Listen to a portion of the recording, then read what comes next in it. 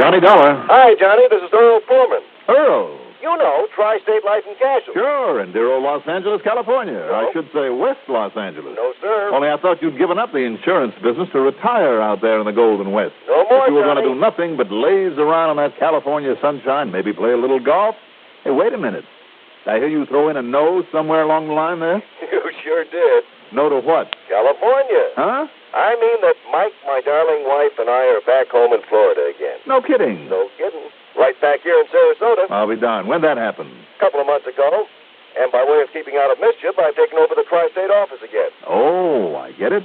You're back to your old habit of putting in a pitch for me to get on down there and do some fishing with you. Maybe, among other things. Other things like what? Like insurance investigation. What else? How's your musical ear? Well, I think I can tell the difference between a fiddle and a bass drum, if that's any help. It may be, Johnny. It may be. What's up, Earl? As long as the company will pay your expenses, why don't you come on down here and see? Okay. Why not?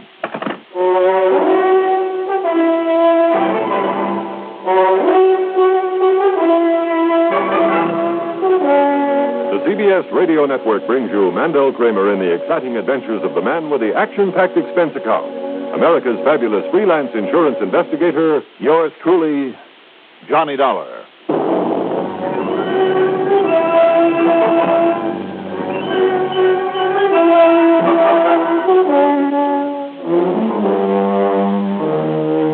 Expense account submitted by Special Investigator Johnny Dollar to the Tri-State Life and Casualty Insurance Company office in Sarasota, Florida.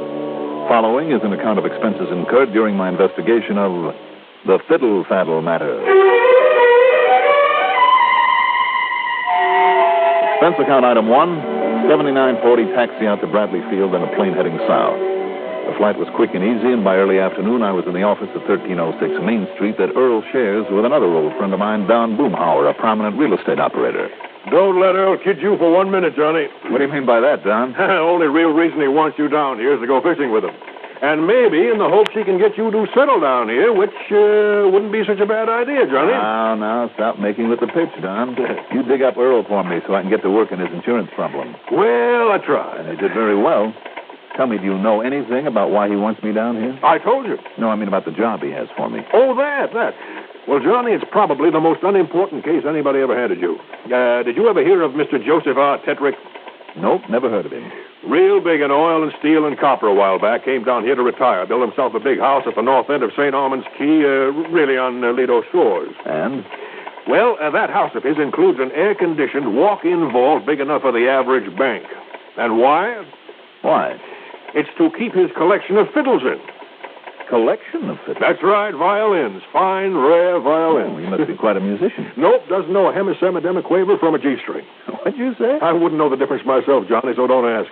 But that collection is his one pride and joy in life. A couple of genuine Strads. You've heard of a Stradivarius, haven't you? And everybody? Plus one called an Amati and a Paganini or a Pagliacci or whatever it is, and a Guianarius. And oh, boy, that collection must be worth hundreds of thousands, Johnny. Well, what's happened? Well, now, the one he cares about most is was a Bisiac.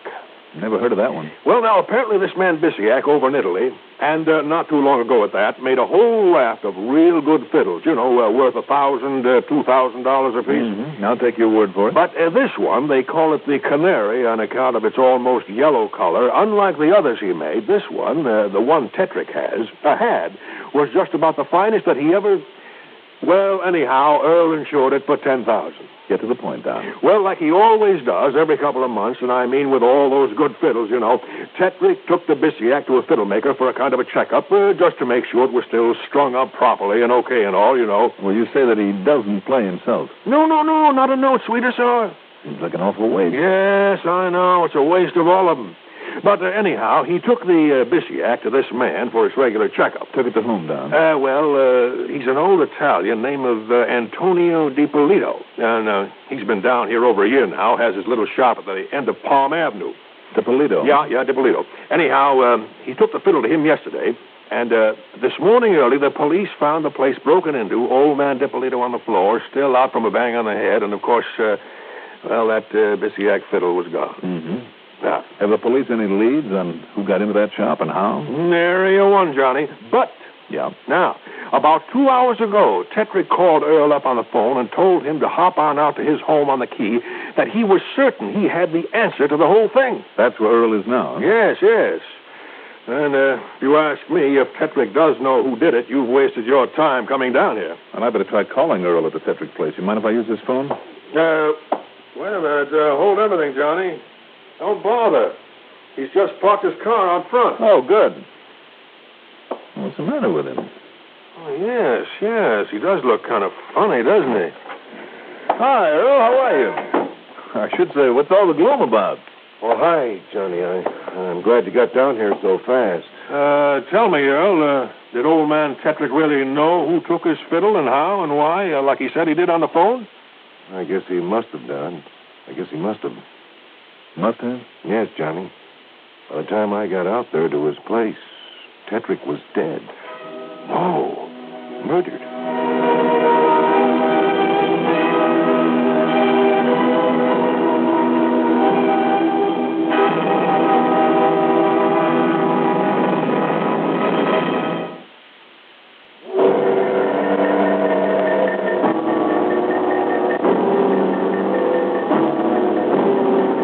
By the time Earl Pullman got back to his office to tell us about the murder of Joseph Tetrick, the Sarasota police had arrived there and a full-scale investigation was underway. Results so far, nothing. Apparently someone Tetrick knew had gone to see him. There were no signs of the house having been broken into. He'd let them in himself and got slugged to death with just one blow with a heavy crystal ashtray. But the police had found no fingerprints, no clues of any kind, not yet. So if you want to go on over there and talk with the police, well, it might be a good idea, Johnny. Yeah, I suppose so. Don, Earl, either of you have an extra car I can use for a while? Oh, sure, Johnny, sure. Here, take these keys. It's the light tan job out in the back there. Thanks, Don. Oh, better still, I'll drive you over there, Johnny. No, Earl. To where I'm going, I think I'd rather go alone.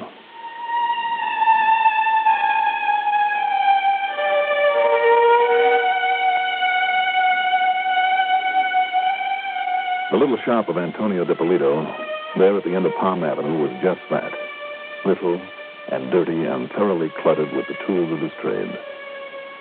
In the dusty fly-specked window, he had half a dozen or so dark brown, cheap violins in a stack of fiber cases. Inside, on a couple of shelves serving as a counter, was the usual stock of strings, rosin, mutes, and so on. Mr. DiPolito sat behind his workbench, a bandage around his head, concentrating on a refinishing job on the fiddle in his lap.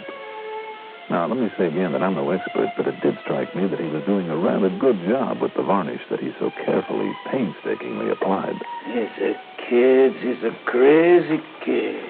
The body of the violin took on a sort of old-world patina under his expert hand. These are children. They get us so careless. They drop the violin to make it a crack in the belly. That's a good violin, Mr. DiPolito? These are maybe $150, $250. But it's too good for the kid. He don't take care of him. So I got to fix up. Put on the varnish. Then he's to look like a $500. Yeah, it looks pretty good. Okay. Now I'm hang it up to here. And it's dry. Yeah. And now, what am I going to do for you, mister? I'm an insurance investigator, Mr. DiPolito. Oh, yes. It's a terrible thing. Yes, that happened last night. The Beesiac, the beautiful, beautiful canary Beesiac. I call it canary because of its color, I understand. Yeah. Because it had sort of a yellowish cast to it, And because of the way it could sing like only the most beautiful violin of a master can sing. Only my own boy, my young Antonio. Yeah, but now the violin is gone. Mamma mia. What a terrible thing. You want to tell me what happened to the Beesiac? I was working on it, Mr. Dollar, Johnny Dollar. See, I was alone. It was very late. And because it was the beautiful Beesiac, and pulled down the shades in at the front, I locked the door, just like I'm telling the police, so that nobody would have seen me so late. Yes? And I'm, I guess I fall asleep. And then I'm going to wake up because I'm hear somebody in behind me. Could you see who it was? By the time I'm turning my head, he's a hit to me, and a hit to me. I want to know. Only is daylight. And I'm going to see the police when he's a bang-bang on the front door, so I'm going to let him in. Well, the door was still locked then? Yes. And he'd come up behind you? Yes. From the window in the back of the room. Mm-hmm. Come, I'm going to show you where he's a break open at the window while I'm asleep. Yeah, I'd like to see that. Here. You see where he cut the glass? Where he make it the hole to reach in and lock the window? Used a glass cutter and probably some tape to keep the glass from falling and waking you. That's what the police says. Looks like the work of an amateur, though. Why you say that, Mr. Dollar? Well, you see, instead of a clean, round stroke with a glass cutter, he made a whole flock of straight scratches with it. You see him? Huh? You feel that? Yeah. The kind of clumsy grooves that he cut? Si, senor. But he's thinking he hit me. Now, Mr. DiPolito. Yes? Like I've said a couple of times now, I don't know very much about these things. But you tell me, where could a violin, a fine violin like that, where would a person be able to buy one? Well, Bisiak. I mean, surely a little place like this of yours wouldn't sell them. Oh, no. At least if those you have in the window are any sample of the stock you'd carry. Oh, no. Fine violin is like a fine jewel. That's exactly what I'm thinking of. And it's a lot more conspicuous. So whoever stole a thing like the Bisiak would either have to hide it away for years or get rid of it immediately before the alarm was out. The only place I know of that would handle a fine violin. Oh. Yeah, I kind of thought you might be coming over here. Feeling any better, DiPolito? Thank you, Mr. Bowman. Good. The only place I know of that would trade in a fiddle like the Bisiak and those Strats and the rest, well, as a matter of fact, that's where old Tetrick got all his violins. Where, Earl? The famous Wurlitzer collection up in Chicago. Sure. I could be wrong, but the way I understand it, practically all the great violins in the world have passed through their hands. Okay, then. I'm on expense account, right? Well, of course, but Johnny, what just happened to Mr. Tetrick is far more important than the fiddle right now. Or is the fiddle the key to that murder? Murder? I'll leave Don's car here. Huh? That is, if you'll drive me out to the airport.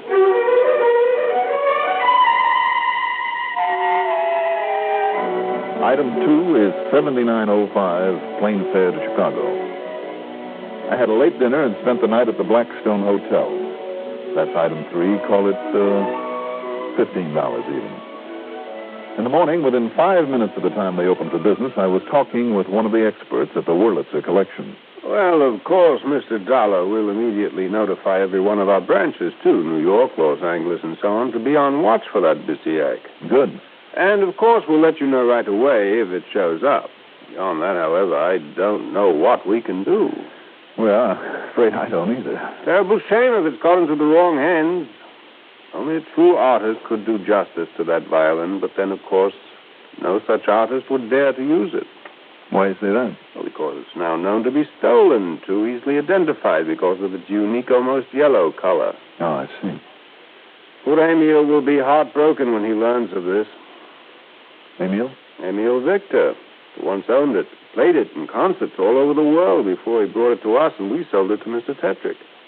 Tell me, why did this Emil Victor ever sell it? Oh, you didn't know? Tragic accident to his hands that also left him blind? Oh, I'm sorry. No, I didn't know. Matter of fact, I'm afraid that I never even heard of Mr. Emil. Wait a minute. Yeah? That name, of course. Emil? No. Oh, son of a gun, I knew that name had rung a bell. Oh, who's Mr. Dollar? How stupid can I be? I'm afraid I don't Listen, Emil Victor played that Bisiak for years. Oh, 15 or 20 at least. All right, then blind or not, he'd recognize it immediately if he heard it. But I thought you just said Emil's was not the name that rang a bell, so to speak. Don't you worry about that. Just tell me where I can find this Emil Victor and get me a list of concert bookings anywhere in this country. Concert bookings? Now, I don't understand. You will when I recover that Bisiak.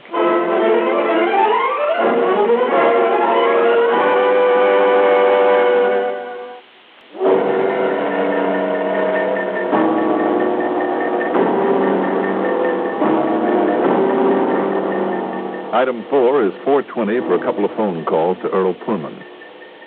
Yes, the man I was now looking for had been in Sarasota on a brief stopover before resuming a concert tour. Okay, now with the help of the concert schedule, I knew where he was going to play next. That very night, as a matter of fact. Item 5, $1.90 for a cab to the flat where the once famous violinist, poor, blind, old Emil Victor lived. I told him about my suspicions, of what I planned to do with his help. But I cannot believe it, Mr. Dollar, that a fine young musician could... and that his own father... and perhaps he didn't know what he was saying. Because of that bang in the head? Who really knows how hard he was hit? Maybe that wallop on the head was faked. But if he was unconscious the rest of the night... Well, that's what he says. Who can prove otherwise? Look, he distinctly told me the shades were down so that no one could see him working on the Bisiac. I see. Yet later he told me that when he came to, he could see the cop, could see him outside knocking on the door. Mr. Dollar... Now, one of those statements is false. But I really deserve a kick in the pants because of those scratches, because I didn't get wise to them right then and there. Scratches, Mr. Dollar? Yes, from a glass cutter on the window in the back of the shop to make it look like that was the way somebody had got in there. But don't you see, I could feel them. I could feel the grooves there with my fingernail on the inside of that window. But that only proves... And another thing. Now, I don't know how much the old man knows about fixing fiddles. But when it comes to refinishing them, he is great. That much I saw for myself. Refinish, recolor, call it whatever you like. But my biggest boner was in failing to pick up the cue when he was talking about the Bisiac. What do you mean? He said, if only my own boy, my young Antonio... Don't you see what he was trying to get across? Was if only his own boy could play a fiddle like that. He tried to plant the idea that the boy never would. But, Mr. Dollar... Let's go, Mr. Vickers. But don't you see, if it was as you suspect, if the boy, if young Antonio does have it, if his father did change the color... That's exactly what I'm betting on. But then who could prove it's the Canary Bisiac? Are you kidding? You. Me? Come on. We got to get to a plane to that concert in El Paso tonight. Item 6, 172.50. Taxi to the airport, then plane fares for the two of us to Fort Worth and a hop westward to El Paso. There, thanks to a captain of police, our tickets for the symphony concert cost us nothing because, yes, the soloist for the evening was young Antonio DiPolito. I'll say this for him. The short, dark, intense-looking kid could really play beautifully on the rather reddish-brown-colored violin that he used.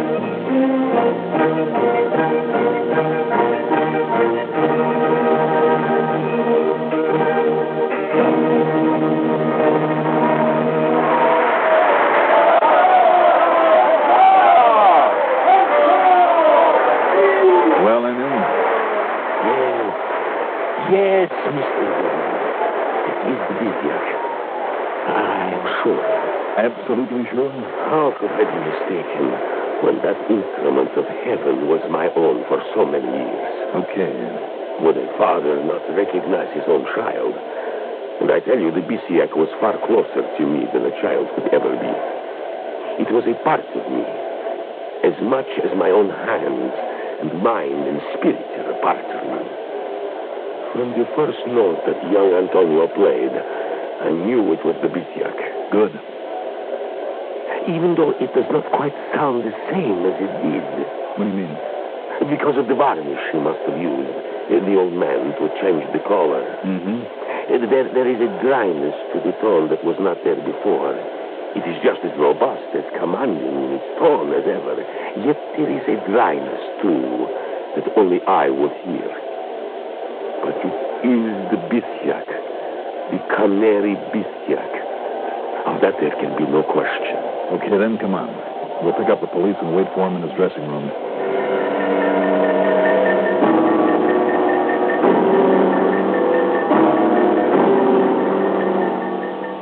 After the concert was finished, there in the dressing room when he was faced with the facts as I now knew them, temperamental young Antonio screamed and fought like a tiger. Literally had to be held down by the police. But then when the old master Emil tore into him and really put his heart in it, the kid broke down and confessed.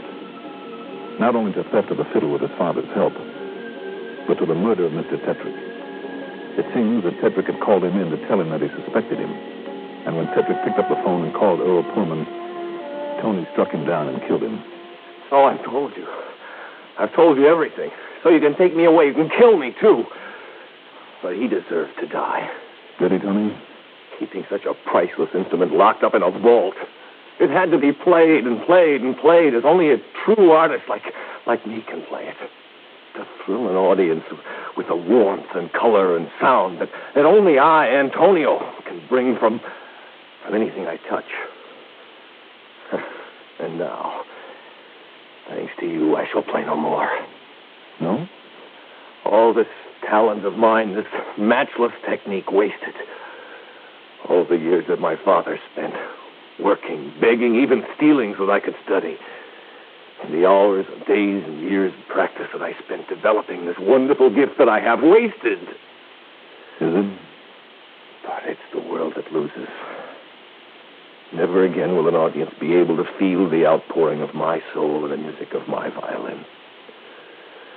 Without an audience to feel the power of my every note, I shall play no more. Why not, Tony? What? Well, if an audience is all you need, seems to me that where you're going, you can be pretty sure of a captive one.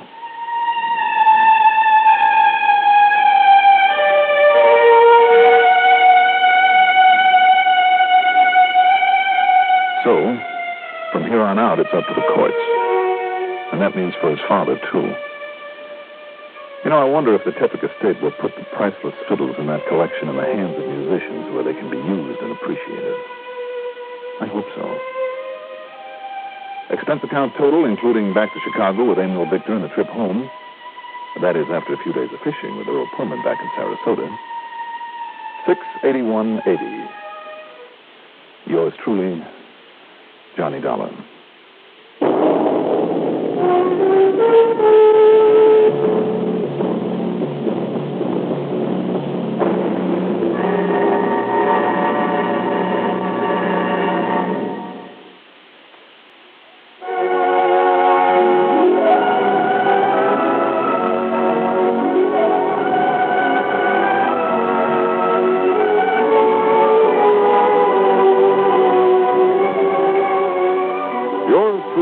Johnny Dollar is written by Jack Johnstone, produced and directed by Bruno Zerato Jr., musical supervision by Ethel Huber. Johnny Dollar is played by Mandel Kramer. Also heard in our cast were Santos Ortega as Dipolito, Leon Janney as Emil Victor, Richard Holland as Tony, Frank Behrens as Don Boomauer, Sam Gray as Earl Foreman, and Bill Lipton as the violin expert. Be sure to join us next week. Same time, same station, for another exciting story of yours truly, Johnny Dollar. This is Art Hannah speaking.